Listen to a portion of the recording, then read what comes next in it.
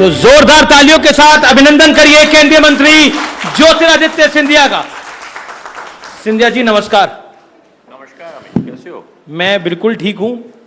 देखिए, सवाल तो कई सारे हैं, लेकिन सरकार 100 दिन अपने कंप्लीट कर रही है और इन 100 दिनों में, क्योंकि ये गठबंधन वाली सरकार है, थोड़ा दबाव महसूस हो रहा है, ऐसा बार बार पूछा जाता है आप लोगों से। दबाव किस बात की? हमारी सोच विचारधारा, देश की प्रगति, देश का विकास, प्रधानमंत्री जी के नेतृत्व में भारत को आत्मनिर्भर बनाना है, भारत को विकसित बनाना है 2047 तक, और भारत को विश्व गुरु के रूप में विश्व पटल पर एक नक्षत्र की तरह हमें उभारना है। दबाव अगर है तो हमें अपना दबाव अपने पर है, ताकि परफॉर्मेंस रिलेटेड कार्य दिन प्रतिदिन हो। लेकिन अलायंस का दबाव, क्योंकि पहले 303 थे, अब 240 हो गए हैं। अलायंस का देखिए, अलायंस का दबाव, एनडीए का गठबंधन सदैव रहा है। यह पहली बार नहीं है जब गठबंधन बन रही है। देखिए, एनडीए की गठबंधन सदैव रही है और एनडीए के गठबंधन के नियम और असूलों के अनुसार सदैव इस गठबंधन ने कार्य किया है प्रधानमंत्री जी के नेतृत्व में। लेकिन 303 थे बीजेपी के अपने बूथ थे, इस बार 240 है। सभी को साथ में, क्या प्रधानमंत्री जी ने क्या बोला है अमित जी? सबका साथ, सबका विकास, सबका विश्वास और सबका प्रयास। उसमें आपका प्रयास भी जरूरत है। नहीं, हमारे प्रयास से ज्यादा तो इसमें चंद्रबाबू नायडू और नीतीश कुमार के प्रयास की ज्यादा जरूरत है। उनका विश्वास जरूरी है। केवल नहीं, केवल आप अपने आप को केवल गठबंधन तक सीमित मत रखिए। अगर देश को विकसित भारत के रूप में परिवर्तित करना है तो 140 करोड़ देश के जनता और जनार्दन को संकलित होकर उस भारत की एक नया उदय प्रधानमंत्री जी के नेतृत्व में हमें मिलकर करना होगा। तीसरी बार नरेंद्र मोदी देश के प्रधानमंत्री बने हैं, ये ऐतिहासिक है। तीसरी बार बीजेपी का शासन आया है, ये भी ऐतिहासिक है।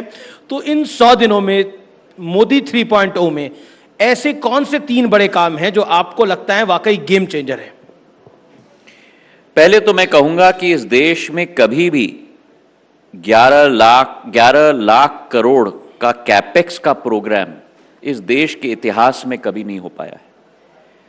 जो इस बार सरकार ने एक मूल मंत्र मानकर उसे आगे ले जाने का कर्तव्य और संकल्प लिया है, उस 11 लाख करोड़ में करीब 3 लाख करोड़ सीधा अधोसंरचना में जी। और आज अगर जो भारतीय विदेश का भ्रमण करता हो, वो स्वयं अनुभव करता है कि जो भारत में आज अधोसंरचना प्रधानमंत्री जी के नेतृत्व में संभव हो पाया है, चाहे रेल हो, वंदे भारत की बात करो आप, चाहे रोड हो, हमारे हाईवेज की बात करो, चाहे एयर हो, जो मेरा पुराना पोर्टफोलियो रहा जी, जहां 74 हमारे हवाई अड्डे थे 2014 में, आज 160 के करीब हमारे हवाई अड्डे और अंतर्राष्ट्रीय स्तर के हमारे बन चुके हैं।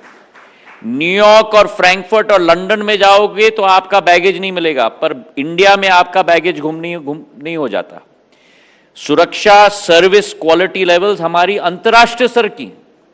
आज भारत इंफ्रास्ट्रक्चर पर विश्व का नेतृत्व कर रहा है और यह आभास हर भारतीय को होता है, या वो प्रवासी भारतीय को होता है जब वो देश में आता है, या भारतीय नागरिक को होता है जब वो विदेश जाता है। इंपॉर्टेंट क्वेश्चन कि आपके पास एक बहुत महत्वपूर्ण मिनिस्ट्री है। एमटीएनएल और बीएसएनएल के रिवाइवल के लिए एक बड़ा करार भी हुआ है। क्या आपको लगता है कि एमटीएनएल और बीएसएनएल अपनी पुरानी साख को हासिल कर पाएंगे? ये सवाल जो हमारी सोच के दूर दराज इलाकों में उनकी कनेक्टिविटी, हमारी सोच और विचारधारा क्या है? टेलीकॉम के क्षेत्र में, जैसे नागर विमानन के क्षेत्र में, हमारे देश में कम से कम 3 प्लेयर्स होने ही चाहिए। अंतर्राष्ट्रीय जगत में कई देशों में इससे भी कम है, पर कम से कम भारत में, इतना विस्तृत देश है, इतने हमारे उपभोक्ता हैं, 3 से 3 तो प्लेयर्स होने ही चाहिए। और उसमें बीएसएनएल का एक बहुत महत्वपूर्ण एक दायित्व भी होता है। बीएसएनएल ने ये संकल्प लिया प्रधानमंत्री जी के दिशा निर्देश में कि 4G की टेक्नोलॉजी हम नवीन आधारित करेंगे तो वो टेक्नोलॉजी हमारे 4G स्टैक को भारत आत्मनिर्भरता के आधार पर अपना टेलीकॉम इक्विपमेंट के आधार पे ही इंटरनेशनल क्वालिटी ऑफ सर्विस हमारे उपभोक्ता को हम लोग देंगे। इस संकल्प को लेके हम आगे बढ़े हैं। 1.5 साल 2 साल हमें लगे हैं अपनी डोमेस्टिक टेक्नोलॉजी को उत्पन्न करने के लिए अमीश, पर आज इस मंच से मुझे बड़ी खुशी है आपको कहते हुए प्रधानमंत्री जी के नेतृत्व में हमारा 4G स्टैक रेडी है। 4 कोर होते हैं देश के चारों कोने में, हमारे चारों कोर फंक्शनल हैं। हमारा संकल्प है कि अगले साल के मध्य तक BSNL 1 लाख टावर 4G के लगाकर हमारे उपभोक्ताओं के लिए तैयार हो जाएगा न्यू क्वालिटी और सर्विस के साथ। जी चलिए अब और वहीं जी देश के अंदर दूसरे जितने भी हमारे प्लेयर्स हैं मैं उनको भी साधुवाद देना चाहता हूं।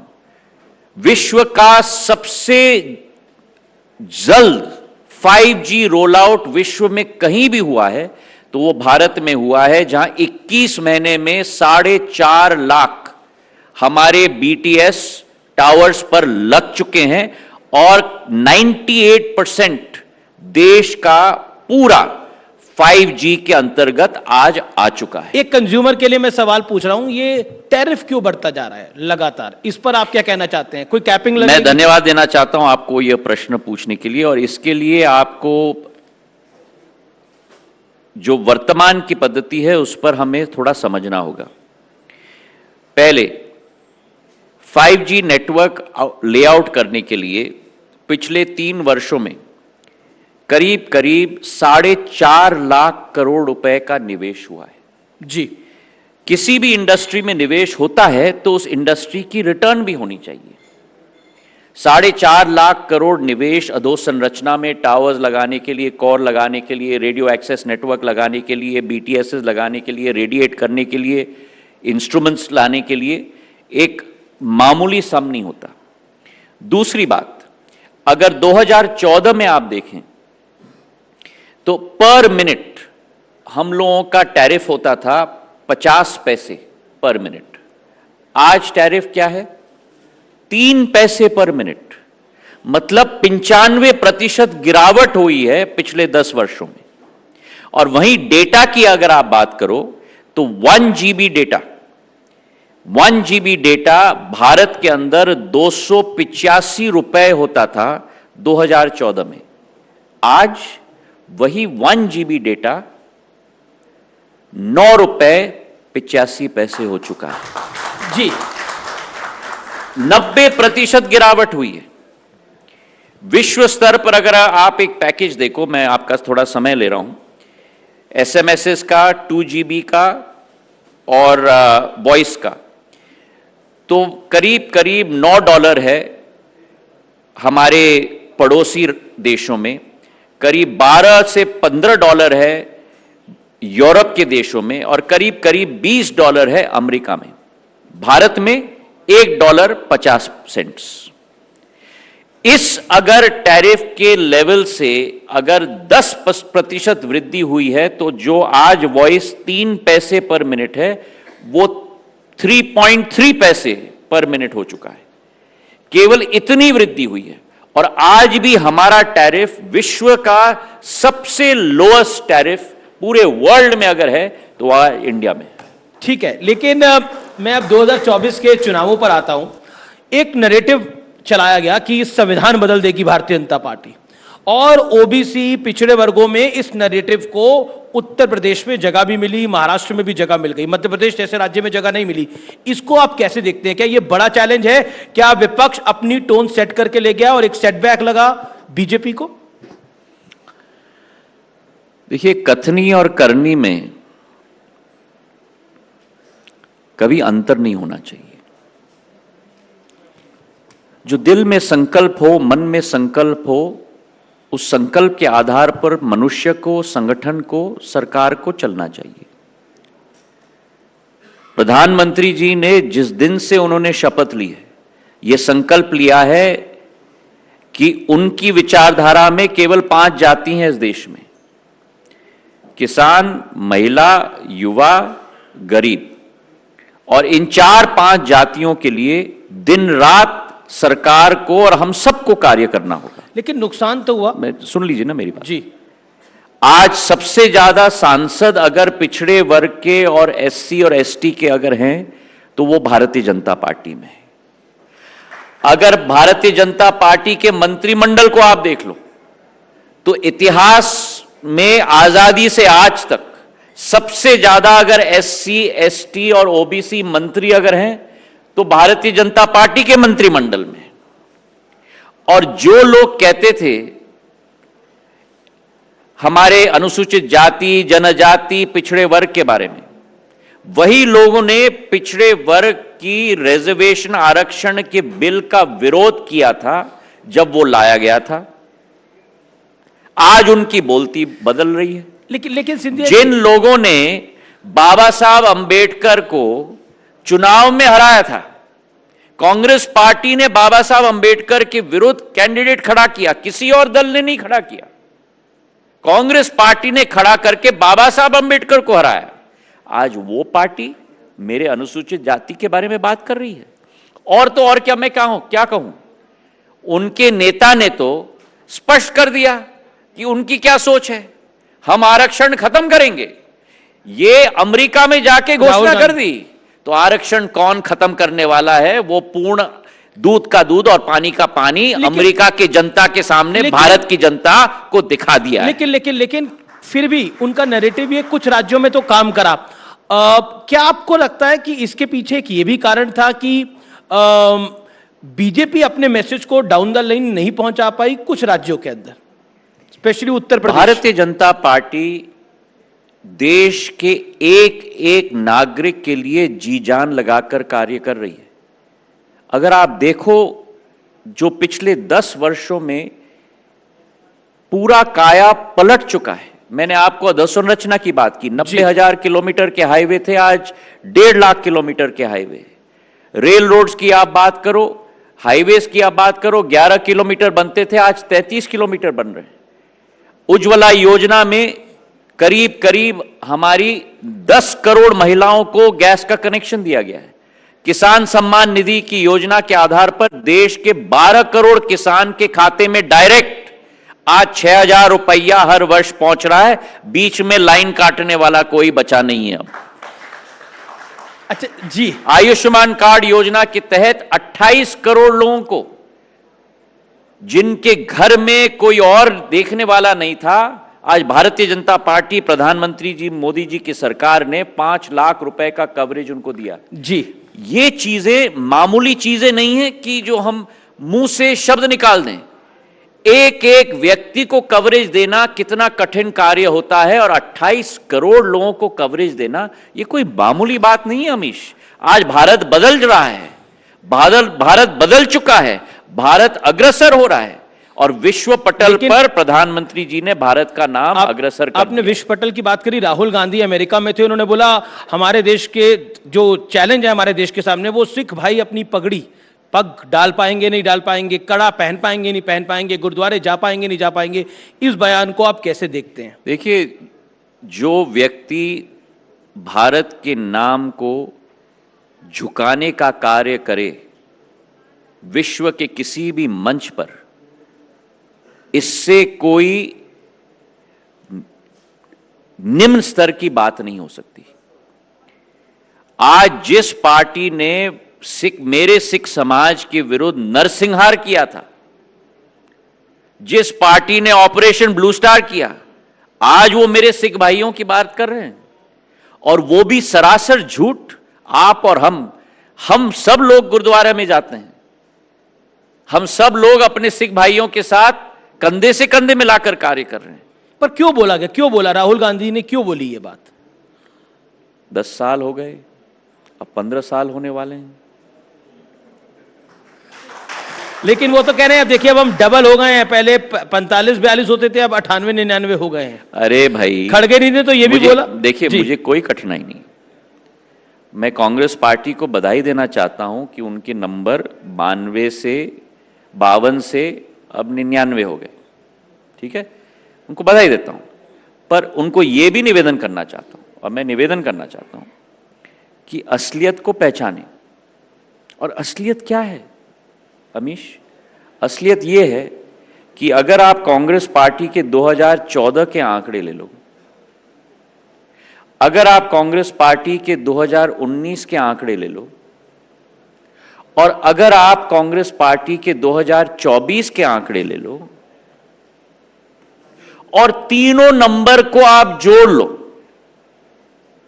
99, 55, 52, उसके बाद भी भारतीय जनता पार्टी के 2024 के 240 के आंकड़े तक नहीं पहुंचते। लेकिन खड़गे जी कह रहे हैं कि 20 सीटें अगर हमारी ज्यादा आती तो बीजेपी की जितनी टॉप लीडरशिप है ये जेल में होती और ये जेल में जाने के लायक ही है। देखिए, ये खड़गे जी ने बोला। जिन लोगों की ख्वाहिश है कि वे बादल में रहें और जमीन से दूर हो जाएं,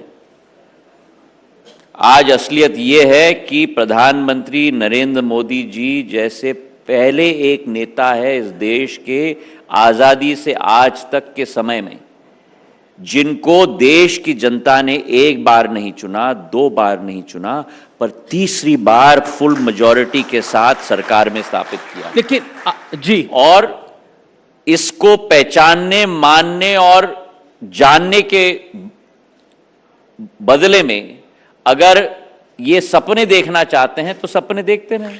ये वही सपने देख रहे थे जब बाय इलेक्शन मध्य प्रदेश में हुए थे और कहा था कि बीजेपी के सारे सीट हारने वाले थे।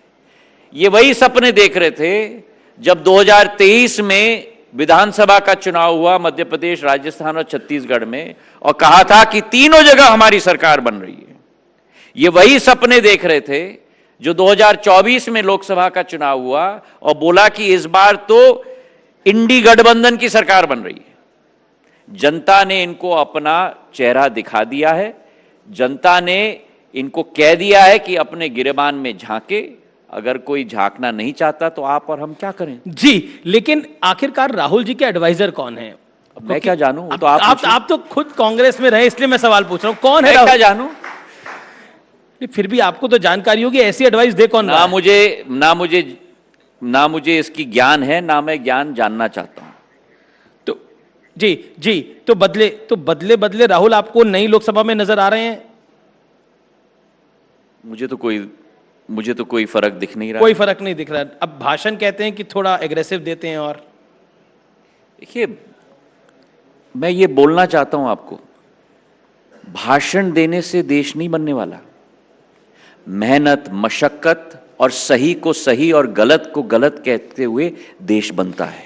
जी, अपने आप भी करके कुछ दिखाने से देश बनता है। चाहे कोरोना काल हो, चाहे वायनाड हो, जो अभी बाढ़ आई, उसमें कहीं भी कांग्रेस पार्टी का कोई कार्यकर्ता नहीं दिखता। और अफसर आ जाता है तो मंच पर चढ़ के भाषण दहाड़ने से कुछ नहीं होता। देश को अगर बनाना है तो हमें पसीने के आधार पर बनाना होगा। इस देश को हमें, जैसे आजादी में हमारे लोगों ने सिंचित किया था खून से, अपने खून से, वैसे आपको और हमें अपना पसीना देना होगा। और अगर खून भी देना होगा तो खून भी देने के लिए हमें तैयार होना होगा। एक सवाल, रवनीत बिट्टू हैं, आपकी सरकार में मंत्री हैं, उन्होंने राहुल गांधी को देश का नंबर 1 आतंकी कहा है। इस बयान को आप कैसे देखते हैं? देखिए, मैं किसी और के बयान पे मैं कुछ टिप्पणी करूं, मैं इसमें नहीं लगना चाहता। मैं केवल यह कहना चाहता हूं कि अगर आप भारतीय हो और अगर भारत आपके दिल में बसता है, तो जो व्यक्ति किसी और के माटी में जाकर मेरे तिरंगे को नीचे दिखाने की कोशिश करे, मैं इसका सहन कभी नहीं करने वाला। पर आतंकी है राहुल गांधी, नंबर 1 आतंकी। मैंने जो जवाब मुझे देना था मुझे दे दिया। ठीक है। मेरा अगला सवाल अरविंद केजरीवाल पर है। उन्होंने इस्तीफे देने का ऐलान कराया है। 48 घंटे में 24 घंटे अब जो लोग देख रहे हैं कि 3 महीने में तो चुनाव आ ही रहा है, अच्छा मौका है।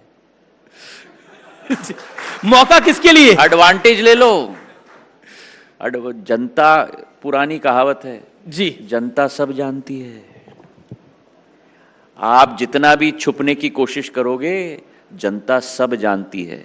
और आप देख लेना, जब भी दिल्ली का चुनाव होगा, नतीजा भी जनता ही देगी। हरियाणा के चुनाव में क्या होने जा रहा है? और भाजपा का कमल का फूल ही खिलेगा। हरियाणा के चुनाव में क्या होने जा रहा है?